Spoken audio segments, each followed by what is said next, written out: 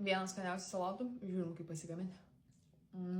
Tai ko reikia? Mega saloto. Štienos krūtinėlės, kinių, virtų, pomidorų, agurko, pekino kopūstas, svarbu, kad būtų pekino kopūstas, fioro, baziliko raudonėlio.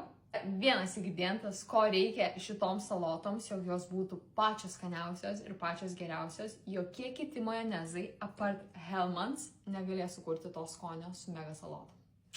Tai žinokit, kad dar paprikos reikia, bet dabar neturiu, tai žinokit. Tai pirmiausiai įsiverdam kiaušinius, pakepam vištienos krūtinėlę, dar pabaigoje uždėjom sezamo ir supjaustom visas išvardintas daržovės. Šiaip salotos tikrai labai greitai pasigamina ir čia didelio mokslo nereikia, tada dedam majonezą. Kadangi majonezas iš savęs yra surus, tai dar kažkokių papildomų prieskonių kaip druskos, pipiro bent jau mes nededam, tik raudonėlio ir baziliko ir vuolia, turim tikrai labai skanes ir sočias salotas, kurias norėsis dar ir dar pakartoti.